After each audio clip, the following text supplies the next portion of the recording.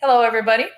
My guest today is Melissa Owens. Melissa is a nurse in recovery, and I recently read her story in a feature article. Her story was moving, as really all stories of substance use disorder and recovery are.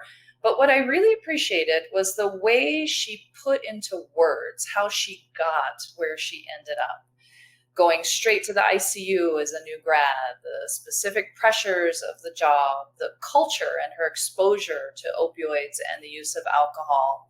So I want to welcome you, Melissa. Thank you very much for being with us today and being willing to share your story. Well, thanks so much for having me. And like I mentioned to you before, I'm just so grateful to have this platform to be able to discuss this big important topic. Yes. And you had shared in your story that somebody else's story really helped you. And so that's one of the goals here is to, reach out, to touch people, to help them, give them hope. And then also, as I mentioned to you, one of my goals is to humanize this disease for those who are in positions like myself, being the diversion specialist who's monitoring and watching for this kind of activity in their facilities. So let's start with your story. Talk us through, your leading up to graduating as a nurse and how you entered that field and how it all impacted you. Sure. Um, I think my story, as far as how I got into nursing, is similar to many other nurses that I feel like nursing kind of chose me. I think I mentioned in my article, I didn't seek this out for the fame and fortune. I rather, at a very early age was kind of delegated to, help aging family members and kind of keep them busy in the summers and so forth. And that turned into, a really obvious sense of direction for me that this is really where I found, this is where my passion lied. I mean, and still to this day, in fact, I was just explaining to one of my children that filling up other people's cups is the best way that I fill up my cup. So, that became really early on. It became evident very early on for me. So, um, I upon graduation from high school, I didn't really have an idea of what I wanted to or where I wanted to go and seek an education and so forth. And I took time off, did some traveling around the world or around the country, I should say, and moved to several different places and ultimately ended up in Eugene, Oregon, and started working at a nursing home as a nursing assistant. And that just further drove home the fact that like this is exactly where I need to be putting my focus. Ultimately moved back and went to college for nursing. And throughout the nursing college experience, we have clinicals in various different areas, specialty areas. And um, I, I think if there was one that I leaned most towards, it was OB. And then when I did my OB clinical, and the very first day I was pulled into a live birth, and told to just stand in the corner and just observe. I was I was crying. I was that nurse in the corner crying, and the parents are probably looking at me like, who is this? What is wrong with this girl? And after that whole experience, I thought, well, I definitely don't want to do OB because I don't think I can handle that. But still didn't really know. But then approaching graduation, I just kind of put feelers out there and got a lot of options. But one of my really good friends was offered a job in the exact same hospital and the same intensive care unit that I was as well. So it just seemed like a good fit to do this with her. We both felt like we didn't know what we were going to be doing, what we were getting ourselves into. So we might as well just try it together and try to hold each other up. So that's where I found myself, was in a fresh out of nursing school in a 15-bed general medical ICU. The hospital is a level 2 hospital. So,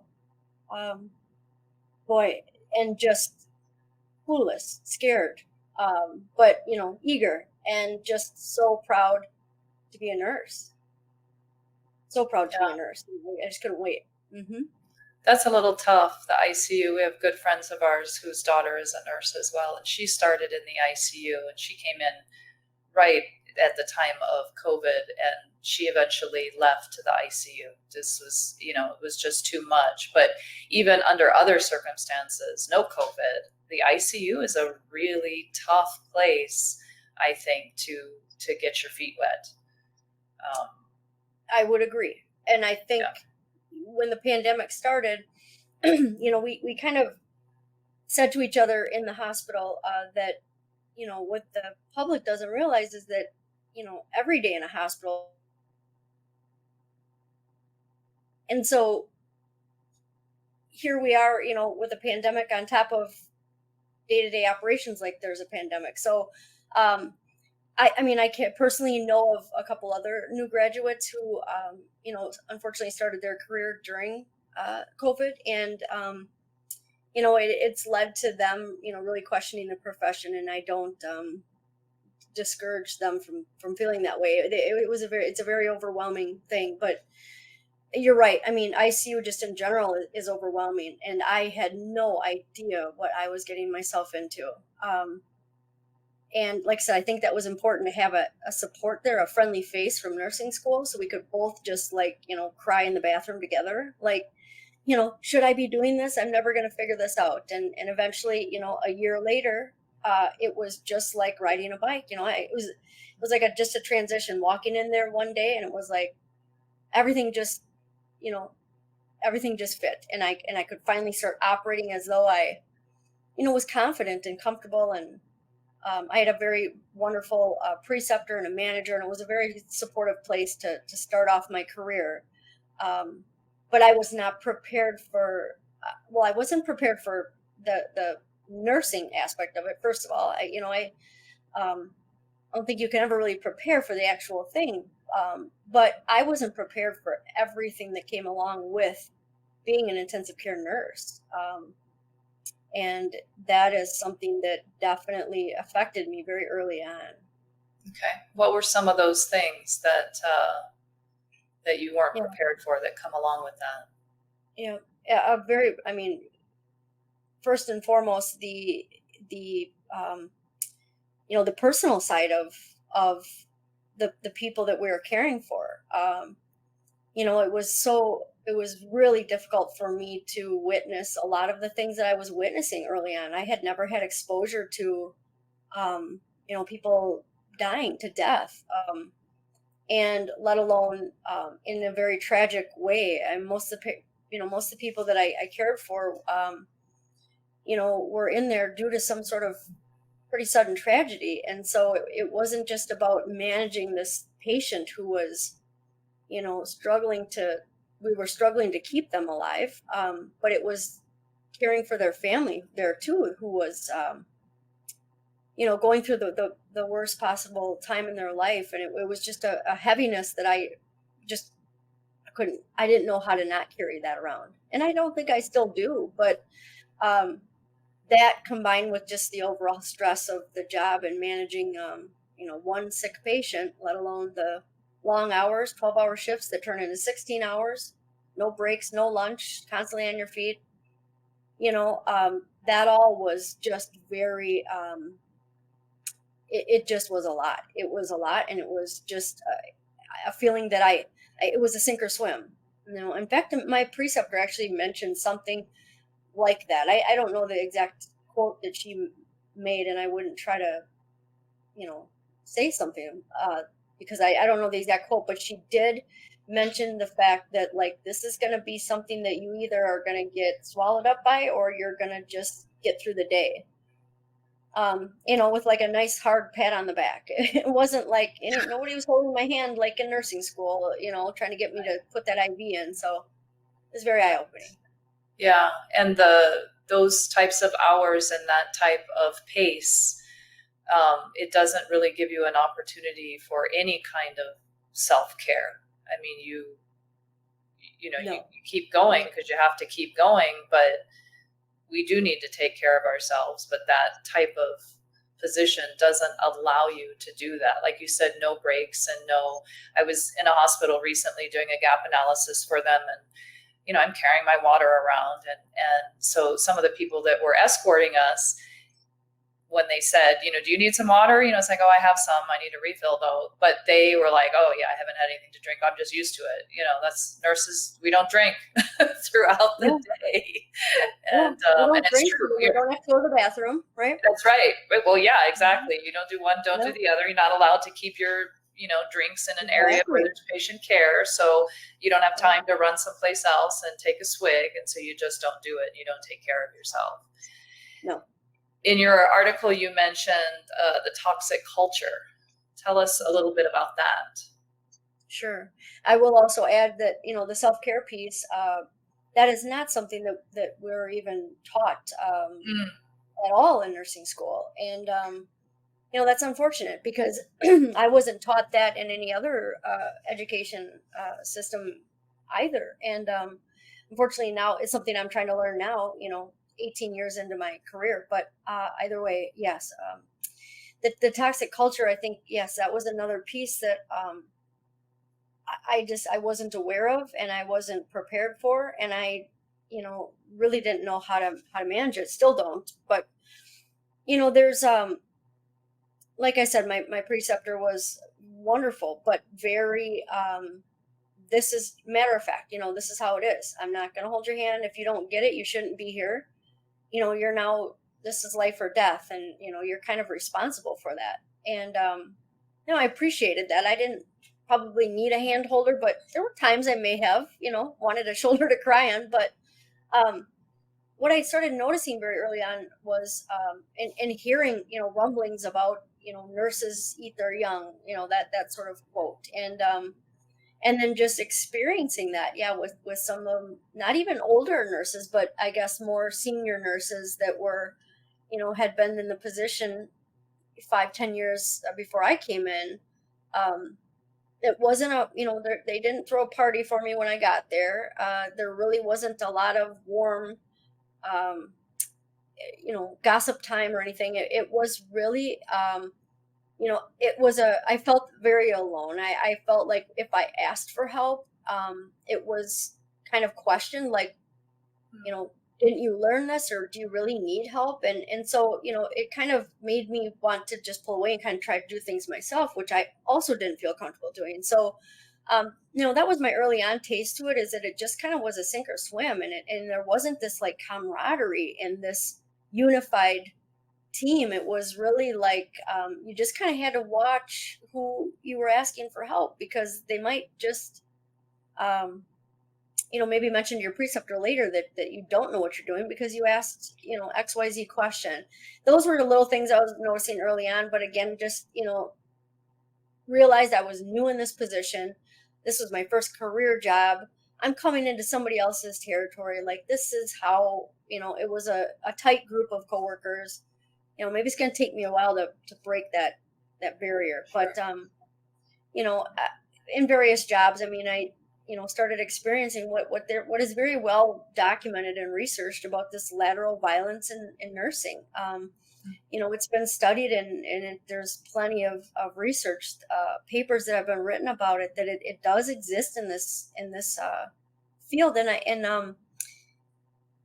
I don't, and I can't say that I haven't played a part in some of it as well, because it is kind of like that locker room type of mentality, in a sense that I've been in positions where I felt if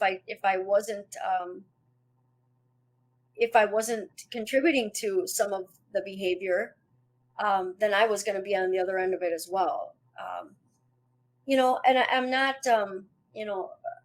I'm not, I didn't write any of the research papers, so I don't want to speak as to what, my opinion on all of that is, but that became something that I grew a lot of distrust for, the coworkers who I really should have been united with. And, I think that often leads to, I just know personally, I've experienced other nurses that has led to, a lot of errors that happen because people are afraid to ask for help.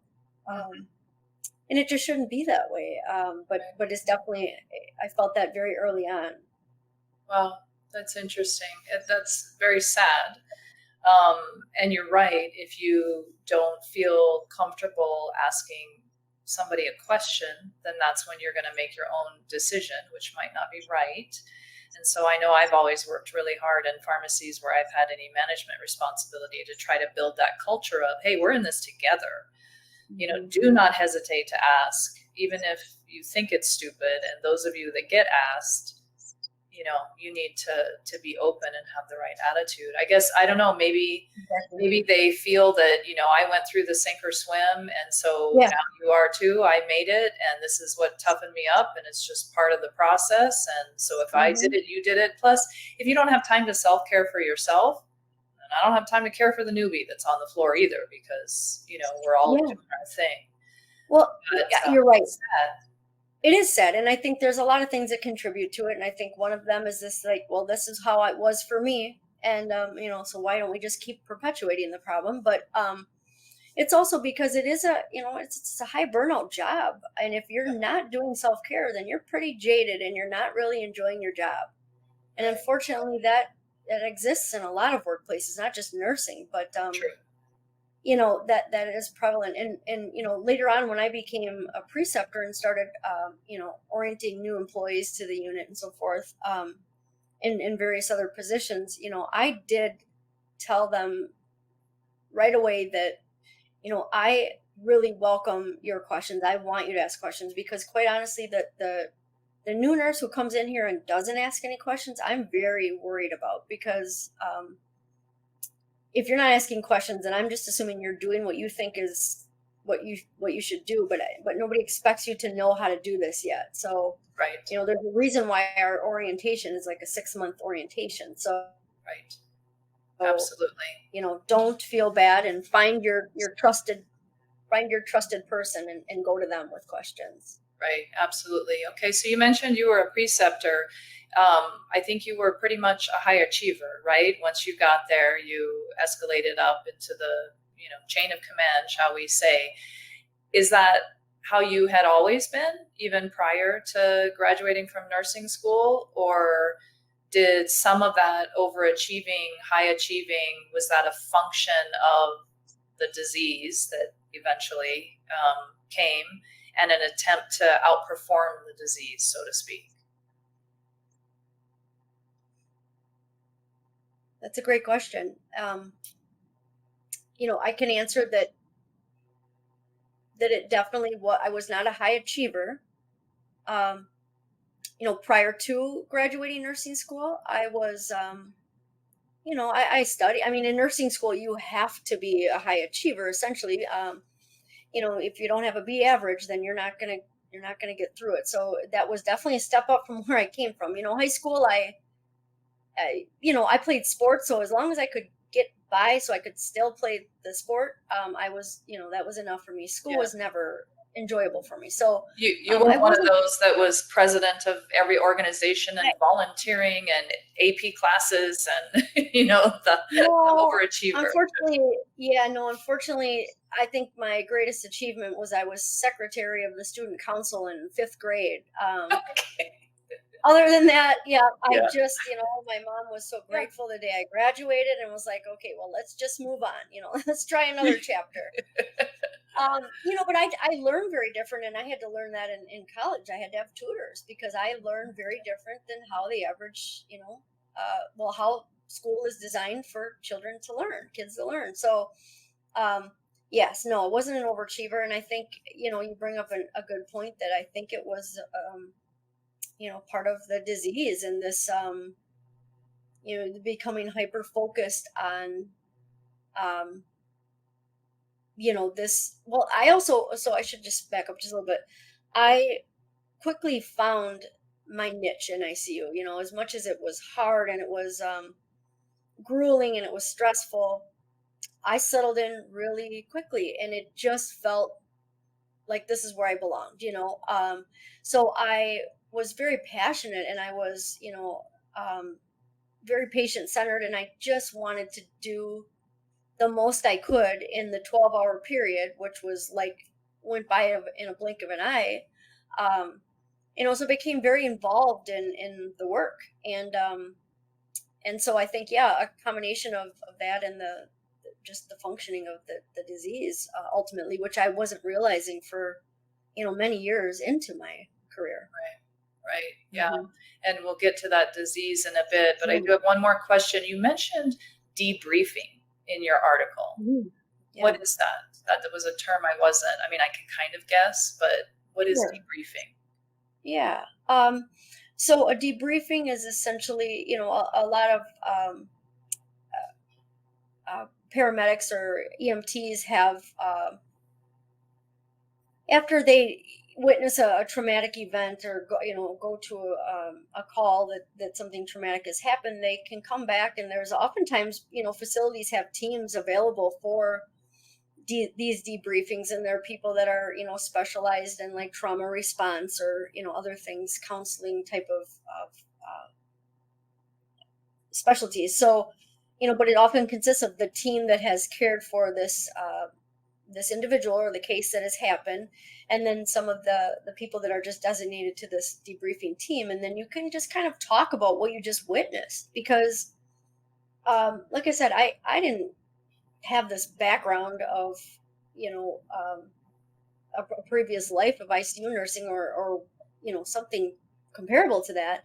So all of a sudden, I'm just, this average girl getting thrown into a situation, and seeing these things that are just not. I just don't think everybody's made to see all those things, and so, but in the meantime, I'm seeing all these things, but my job is to not see those things, but to focus and see exactly what needs to be done, and to just get through it. And oftentimes, the stressful situations of a code, when somebody is actively dying and we're trying to resuscitate them, that is a very intense and stressful time period, because everybody is doing their own job. But at the same time, I mean, you're involved in a situation that is very traumatic and uncomfortable, and there's just a lot that goes. And then ultimately those situations end very fast, whether it's the patient unfortunately expires, or they're stabilized but the team is gone and you're there alone to clean up the mess. But and it's in those moments then, when the event has ended, that you're just kind of processing this. And I mean, there has to be some sort of a release for that. And and we didn't have that. I never I should say never. I think I had a informal debriefing happen one time, and that was because a physician kind of said, I'm really bothered by this, and we just kind of grouped together. There was no team, there was nothing like that. But you know I had to just kind of process those things on my own. I had to take those things home, even though I'm not supposed to take those things home. It's like, how do you not? Do you not? I'm human. And that became very hard for me, Mhm.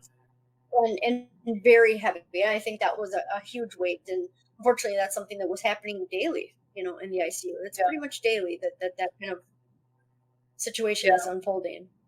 Yeah, no, I hear you. And like you said, I mean, nothing in school prepares you for that. And I still remember the first time where I had a patient expire on the table, and it was exactly that, a code. And, and as a pharmacist, depending on where you're working, you may not see much of that. But when you carry that code pager, then you're the Yep. one. And I remember it very Hmm. vividly my first time, an ED code.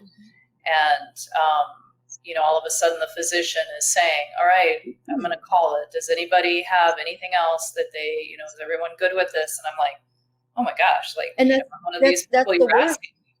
Yeah. That's the worst 5 seconds, Yeah. because you're in your head. You're just thinking, what did I do wrong leading up to this? This was my patient. They were just Right. fine. Yeah. Yeah. And everybody's thinking that, looking at each other like, we can't, there's got to be something else we can do. Right. But yeah, that's not the Yeah. reality. And that's it. So it always made me very mindful for Hmm. pharmacists, but it should be the same for Hmm. everyone, is that then throughout my career where I would have a new pharmacist that then experienced it, it's like, okay, let's take a moment to talk about this, because this And is not normal. I mean, right, you pointed out something very important, though, because it quickly becomes normal. At yes, least I think we're forced to make it normal, yes, because it's our job. But when you have a new person there that is, turning white and is about to pass out, you really realize that, like, okay, I'm getting kind of used to this and hardened by some of this. And so, yes, we do need to be mindful that this is, we shouldn't be so Yeah. used to this that we don't have feelings anymore. Right. Exactly. Exactly. Mhm. Okay, so tell us about the progression of your disease and then how it led to diversion. How did this kind of, I mean, there's probably no like definitive starting point. All of this was kind of leading up and contributing to things. But let's talk about that progression of your disease. Sure. Yeah. I think first and foremost, that the debriefing, the absence of the debriefing, um, I quickly was able to I found a way to debrief on my own, and that was through the substances. And I just want to start with that, but it started. It started early for me, so I, like I said, started this job in the ICU straight out of nursing school. Right before I graduated nursing school, maybe a 2 or 3 months before that, I started developing, these headaches that were the worst headaches I've ever had in my life. And, found out through my primary care provider at that time that it was likely migraines. But, he knew I was about to be embarking on my, new career and job, and that I would have insurance and I could, go see a neurologist and kind of spread my wings out like that. But he just, in the meantime, told me, take some ibuprofen and just try to manage it, go in a dark room. And, well, that's great, but I can't always do that. And especially when I was a nurse, I was quickly realizing that I mean, where was I going to escape to? I still had, 11 and a half hours left of my shift. So I did get a new primary doctor and saw her and, told her about these, and they were very debilitating migraines. Very debilitating. And so the only first and only thing she offered me was a prescription for 75 Vicodin per month. And she said 75. Yeah, I mean, there's no way anybody would do that anymore. But 75, and never asked me, have you had this stuff before? And I still to this day try to think about, did I? Because I know I had something when I had my wisdom teeth up, because it just knocked me out. But I don't remember anything beyond that. I was not subjected to this type of medication ever. So she gave me, a prescription for 75 Vicodin. I just thought, wow, that's heavy, but okay, I'll have these for, years. Yeah. And then, a week or so later, whenever it was that I ended up getting a headache, I took one tablet. I was at home, luckily.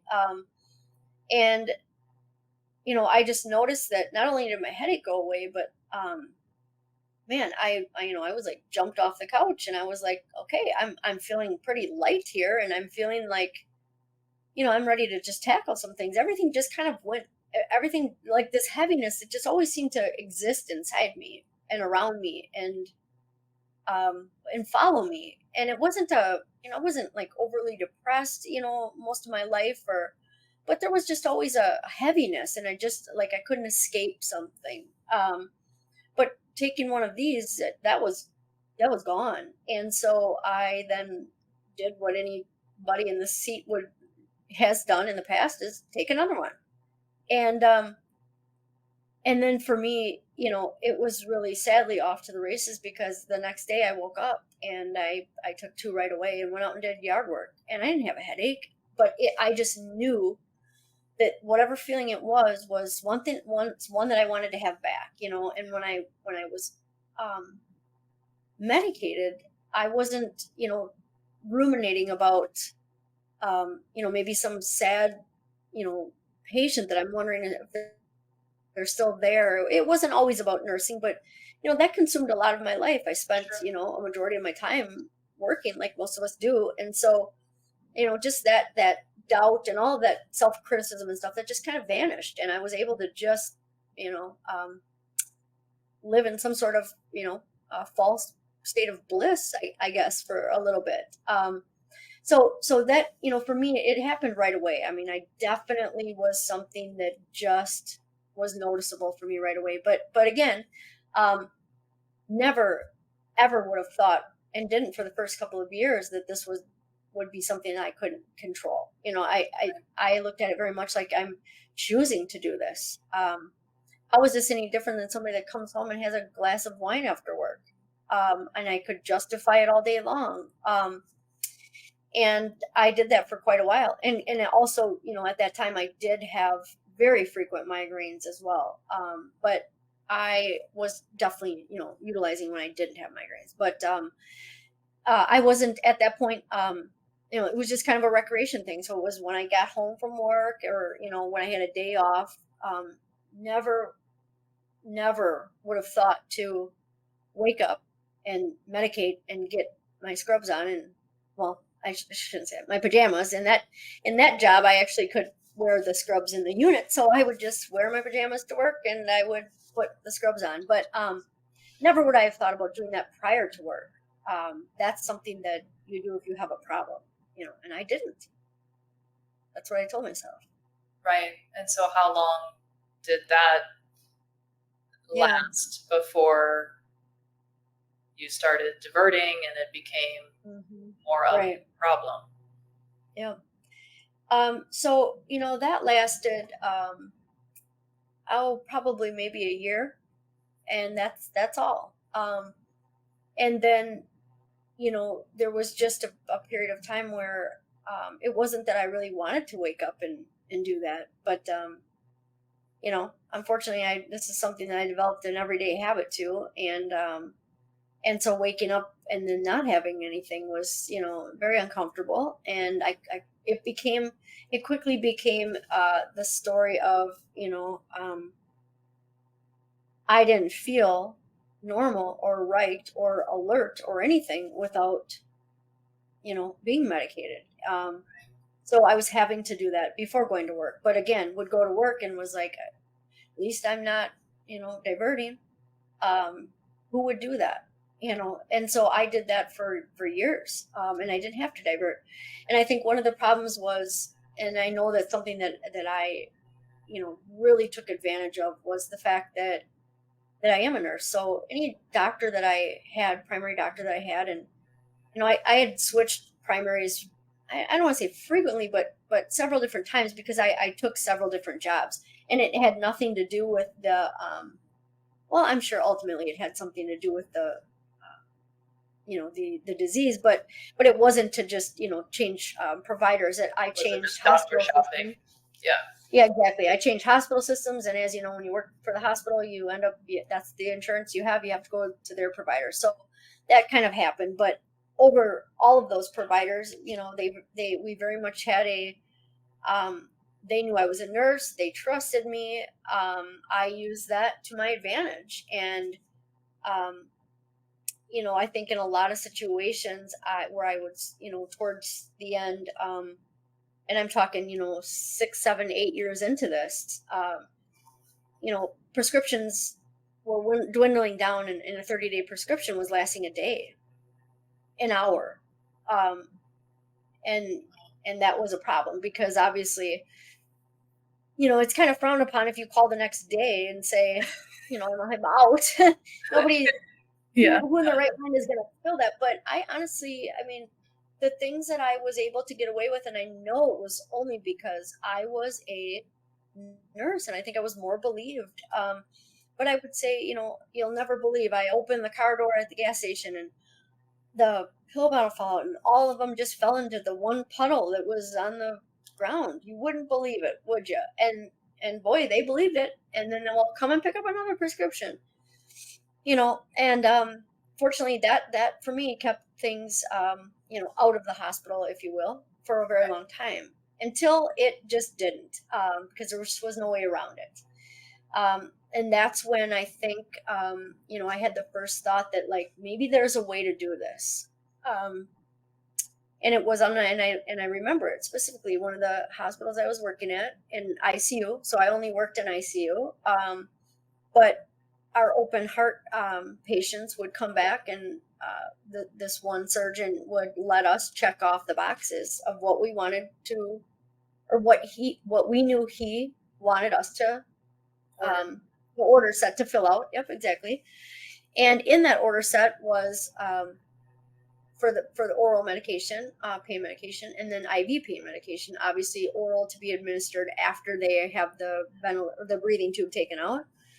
Sometimes that's within hours, sometimes that's days. But either way, the IV medication and the oral medication were active from then on. And so it was easy to figure out how to figure that system out, and I did. And I remember the first time I did it, and I was so disgusted with the thought that even thought crossed my mind, and the fact that I had even gotten to the point where I was okay doing that. And I remember just saying, like, this is out of desperation. Like, if I don't do this, I can't function. And I really couldn't. But that wasn't the hospital's problem. But it was like just this one time, and that's it. I just have to get through this 12 hours. I don't have any other option. And for me, the shopping around for this out in the public on the streets was just not an option. I didn't have to do that. I wouldn't know how to do that. So anyways, that's the first time I did that. And I think from that point on is when it became very hard to look in the mirror, and see just this, somebody whose moral compass is now just, spinning out of control, because it just was a fine line in the sand, and I crossed it, and there's no coming back from that. But I was very mindful that I wasn't going to do it again. Until I did it again, because I was certain that there was going to be no way to find this out. Right. Now, I know you attempted to get some help, and I want to hear about that. And I know for me, one of my thoughts back in the day before I've met more people and heard their story has actually been, okay, I can see how you succumb to it, but as a healthcare professional especially, shouldn't you recognize that there's a problem? And maybe you're scared and maybe you don't know where to go, but recognize that I shouldn't be doing this. This is dangerous for everybody involved, and I need to go get help. And maybe a lot of them do, but they just don't know where to go. But you did recognize that, and you did attempt that. So tell us about that. Yeah. Yes, all good points. And I think, much like others that I know who battle this disease, unfortunately, it just steals your mind, your soul, your worth, your everything. And so there's no rational thought behind any of it. And I really truly believe that even when I was realizing the depth of what I was doing and the risks I was taking and the lives I was putting at risk, it still was like, but I can stop if I want to. And I tried to millions of times and went through it all, and could only make it a day maybe, but there was just this just belief that, like, it's not as bad as it could be. And so anyways, I did, though, multiple times realize that, maybe I do need some extra help, because like I said, I tried many times and was unsuccessful. It was like I was so disappointed when I would go a day. And at that time, a day was an eternity. Yeah. And just, silently feeling so sick. I mean, the up and down off of opioids is a very painful and just a very dark place. And so, I did realize it. And, I was very passionate about my job. I loved my job. I loved being a nurse. I loved all that came along with it. I didn't want to, I didn't want to be feeling the way I felt, and just this shame about myself and the nurse I was, at the time. So I finally went to my primary care provider, actually, and said, I don't know how to say this. Well, I'll just say, first of all, seeking help at my job at that time was just not an option. It was not an option. And I never held a job where I ever thought it would be an option. Because I knew what would happen. I worked in the ICU, and my job, well, actually at that time I was working in the cath lab, and my job was to do conscious sedation. And so I'm giving fentanyl and Versed all day long. And if I can't give fentanyl, I'm sure they can find somebody that can. So what good am I? Yeah. What else am I going to do there? So anyways, it just wasn't an option. And so it went to my primary care doctor and said, look, here's, I think I may be, taking more than I should. And I just opened it up a little bit, enough to say that I was concerned that maybe I'm heading in the wrong direction. Can you help me? Can you just, make a note in my chart that, this isn't an option anymore. Let's try different medications. Let's actually try something for migraines this time, 10 years later. And, can you help with that? And he said, sure. And he said, actually, I'll give you a referral to Start, which is a rehab clinic in Madison here in Wisconsin. So I went and actually did the intake assessment there as well. At that time, but before I left, he gave me a refill, obviously. So I was trying to spread it out, and so that, like it was the last one, so I just had to, just spread it out, and this was it. And I went to that intake assessment, and I remember they were calling a name, and it wasn't my name, but they were calling a name, and I was the only one in the waiting room, and it was at night, and I was really irritated because in the back of my mind, I thought, they're calling for me, but they got my name wrong. And like, how dare them? Do they not know my name? And just the fact that they didn't know my name, it was like, I'm done. This is not an option for me. Because in the back of my mind, they didn't care. They didn't take it personally. No, yeah. Right. They didn't care. And also, I didn't belong there. This was a rehab clinic.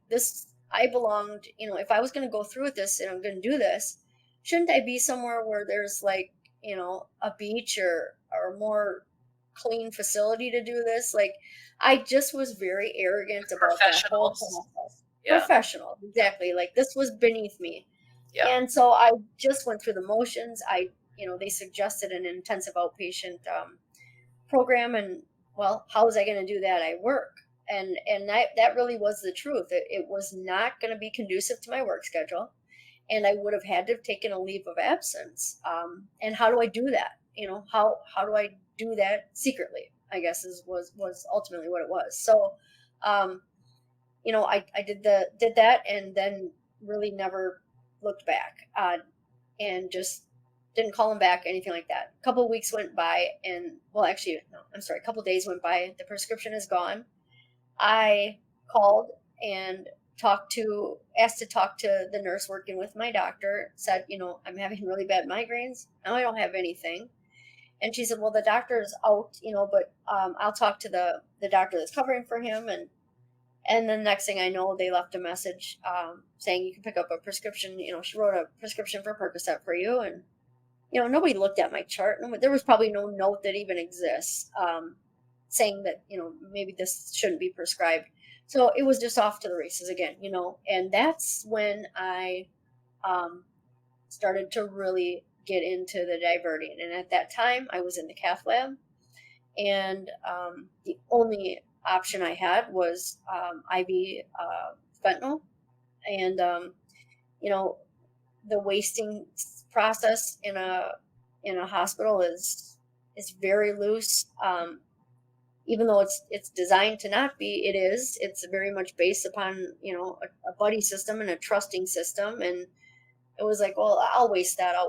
And then I'll just say, I'm just wasting whatever vial. Nobody needs to see the vial. They just sign their initials and it's done. But meanwhile, the vials are in my pocket, and that's how I did that for, another month. And then at that point, I realized that, this, once it had moved over into the fentanyl, it just became a much different ballgame. It was just it wasn't a matter of, I need this. It was, I have to have this now. It was just a pull that was no force that I know could have pulled me away from that. certainly I couldn't pull myself away from that. So knowing that, I, began my search on the internet that, what happens to a nurse when they reach this point. I was terrified. And I knew at that point that I was in way deeper than I could get myself out of, but I still didn't know where to turn for help because my career was at stake. And I then, just saw the articles that don't do it, don't, if you're a nurse, don't ask for help and all this stuff. And came across something through our Board of Nursing website offering confidential support to ask questions if you need to, if you're battling some addiction problems and you need to talk to somebody and get some direction on how to handle this.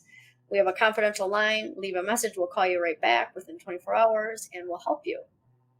And I called that number, and I think back, and I can't exactly remember when or how or what, but I just keep thinking I had to have been so low and so desperate at that moment to call and leave my name and my phone number willingly and tell them what I was doing and ask for help.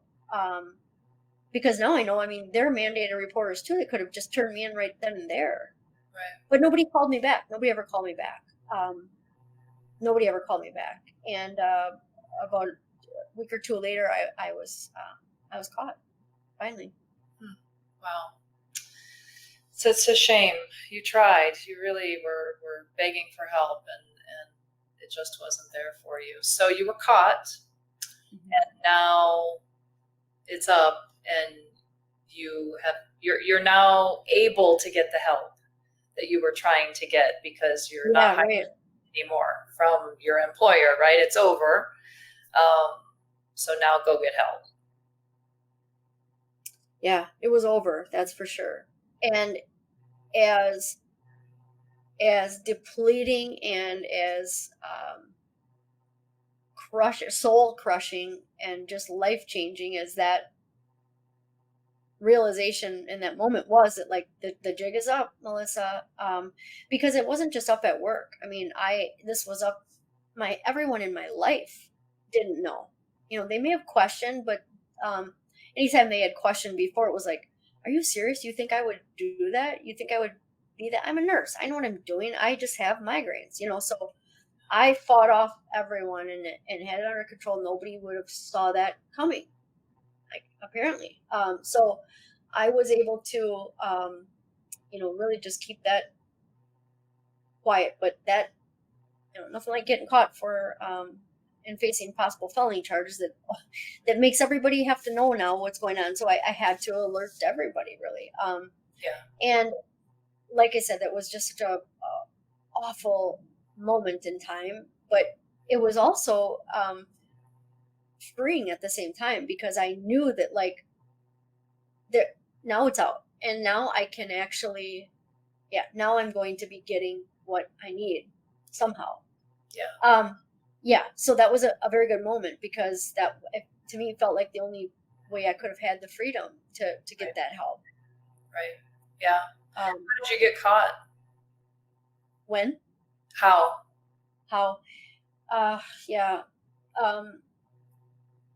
What had happened was,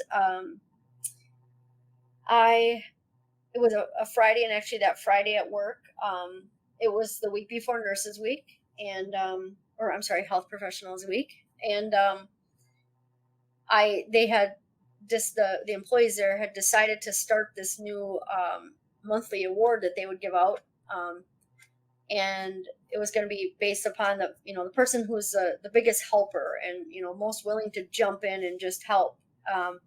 And so I was given the inaugural award for that, and it was like this plaque that they were going to have my name engraved on, and they were going to keep adding to it. And they're like, I remember and I have a picture that I have in my favorites on my phone, because I look at it all the time and remind myself that is never the person I want to go back to. But, here I am smiling, eyes droopy, tired.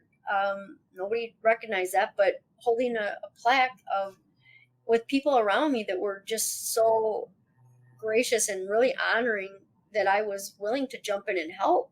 And I was, and that is still a part of me, and I know that I can't erase that. There still was, a large, huge part of that was really, uh, my intentions were really true with that. I mean, I always do want to help out my coworkers, and I wanted to do as much as I could. But I also would be lying if I said a lot of that wasn't, being offered so that I could have the opportunity to take the waste. Exactly. So it really was, it was lined with good intentions, but it really wasn't full of them. So um, I got the award, and I went home that night thinking I had collected enough to get me through the weekend. It wasn't even, and see, what's important to remember is it's not about any sort of, uh, it's not like going out and getting drunk, and it's not like having a great time. This is just about daily maintenance. So it was like, do I have enough to just keep me baseline for the weekend so that I can function? Um, I had a small child at home, and so I had to function. Um, so, anyways, for what I thought I had collected and enough to get me through 2 days, got me through Friday night, and so Saturday morning, woke up and started doing some yard work, and then quickly realized that I can't do that because I'm really ready to come out of my skin. And my dad happened to come over, and I said, "Oh, hey, Dad, why don't you want to ride to the hospital with me because I need to change something on my schedule." But I was fully intending on I had to get something. I had to do that. Packed up my dad and my daughter, who at that time was 2, and drove to the hospital, and I said, "Just wait here, I'll be right back." And I walked, went up there, badged myself all the way up to the top floor. And when the elevator opened, one of my coworkers was there dressed in scrubs and a hat, and they had been called in, and I wasn't on call.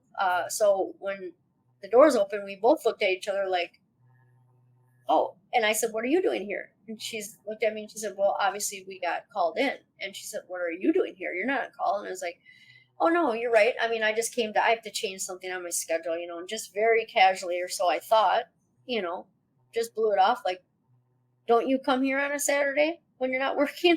Yeah. Um, right? And when the clinic's not even open, that type of thing. But so the whole emergency team is in the first suite, cath lab suite, and I walked to the cath lab suite directly across the hallway, and then didn't have the lights on, but just wanted to quickly access the system. And by that point, I wasn't even covering my tracks well enough to pull up somebody who has even been in the cath lab. It was just anybody in the hospital that I could find that had a PRN for the same medications that I would have available. I pulled them up, and in doing so, in trying to get in and out of there, I miscounted. And the minute I closed the lid and shut the door, it went a discrepancy. And right away, I was like, I had a little bit of a turn in my stomach, and I thought, oh, that's not good. But in this right here demonstrates the power of addiction, that I immediately thought, I'll be able to talk my way out of it on Monday. I'll handle it. It's not a big deal. I can talk my way out of it. Grabbed his stuff and left. And then I went home and, thought I'd had enough to get through the next couple of days, and got enough to get through Saturday afternoon. So went back and did it again the next day, not knowing now that really what happened. Well, I'll tell you that in a second. So did it Sunday, came home. Sunday night, I was sitting in the basement with my daughter, who was 2, and I have a video that of right before I got this call of her kind of bouncing and then falling out of this little tiny chair, and we were laughing, and I was like basically as on top of the world as I thought I was at that time. Just happy and content, and not sick. And I got a phone call, and it was from an unknown number, so I let it go to voicemail. And then I listened to the voicemail, and it basically said, this is hospital administration, and don't come in. You are under investigation for diversion. we'll be in touch. And at that moment, I immediately got off the couch and I walked upstairs and I started looking out the window because I thought, that's it. Like, I thought for sure, the police are coming. What's going to happen to my daughter? I was just, pretty inconsolable. Come to find out, though, after reading the police report, many months later, that it was that Saturday that I was there the first time and caused a discrepancy that alerted one of my coworkers that they were a little suspicious of why I was there and where I went. And so they went and somehow in the room then found the discrepancy, called security, who then called the police department, and essentially the jig was up on Saturday, but Melissa didn't find that out until Sunday. Yeah. As long as you're not creating discrepancies, if people aren't intentionally looking at the automated dispensing machine activity, sometimes you can get away with coming in on your day off. But as soon as your name popped on that, it's, why was she here? And then questions start. Yeah. Wow. Yep. And that was,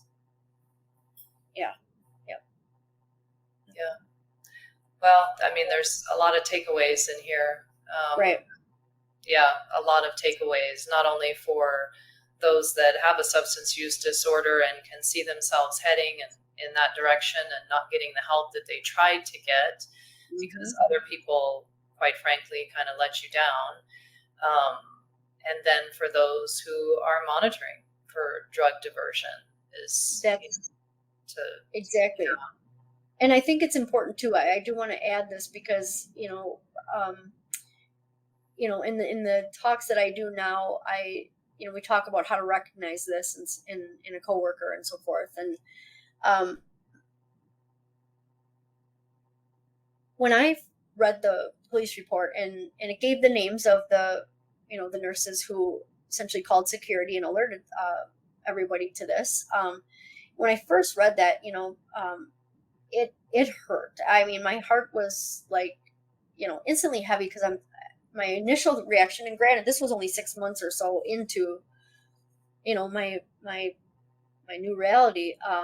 I was upset because I was like, why would you do that to me? Why didn't you come to me? Why didn't you try to get me help or, whatever? I just was like, those were my friends.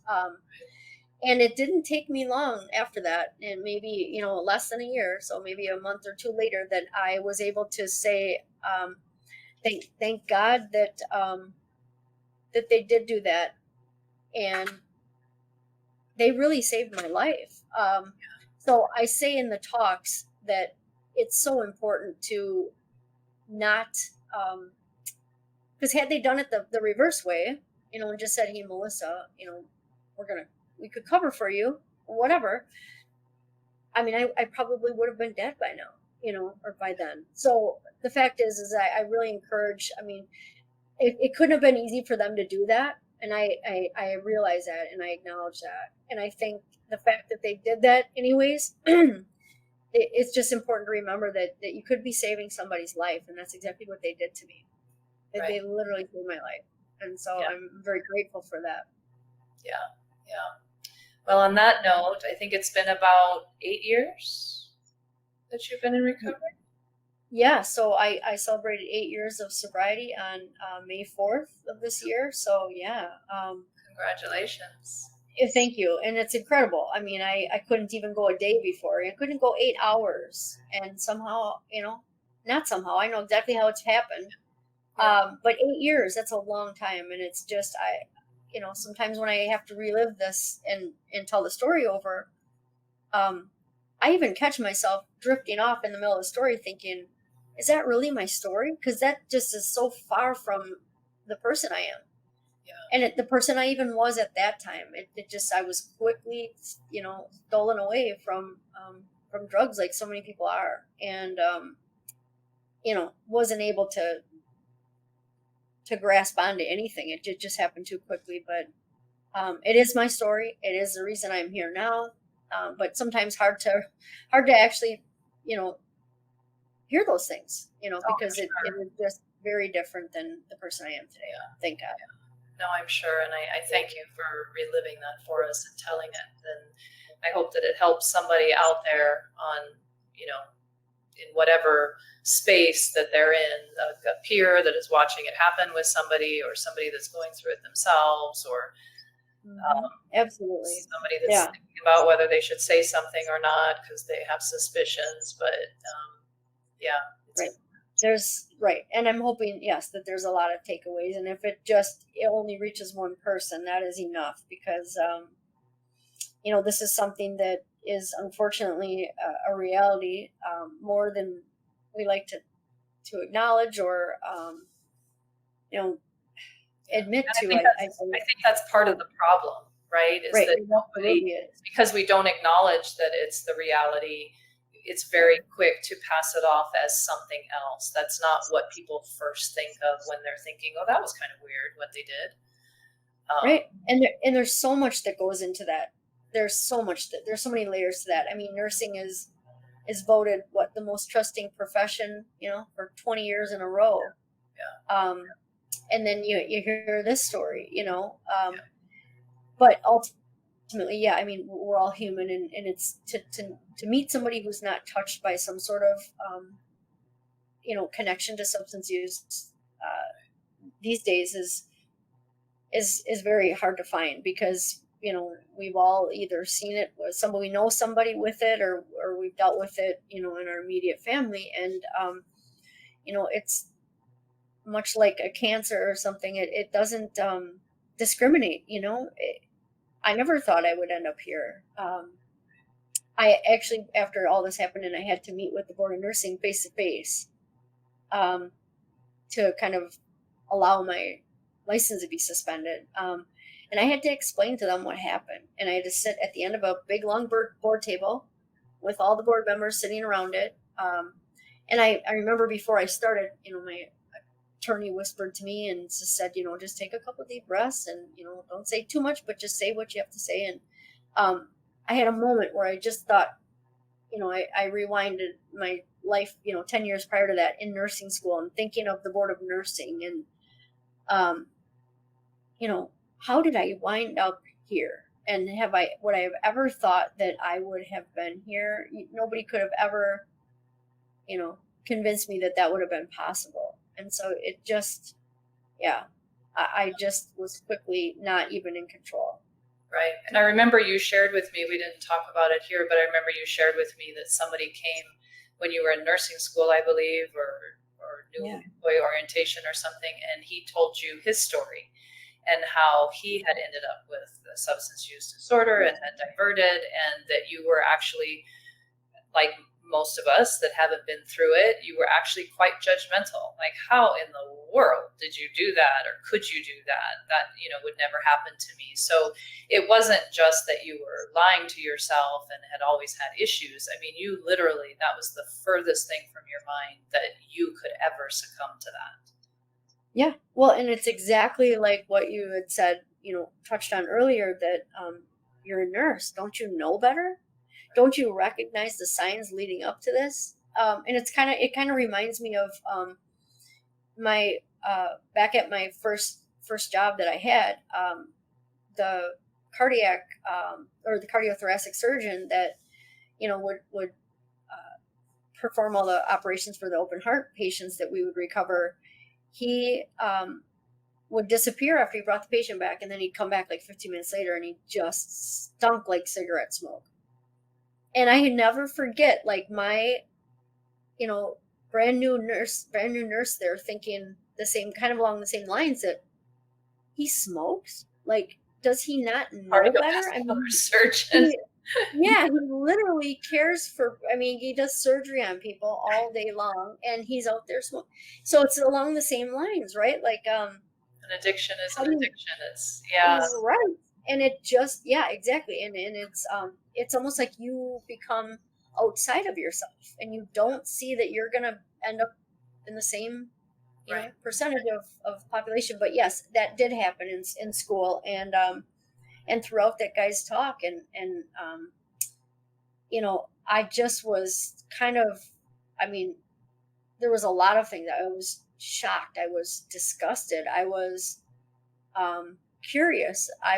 This was also way before I even had, had any experience with the medication. So, but very much, judgmental, because, like, how do you not control that? How does somebody ever get to that point?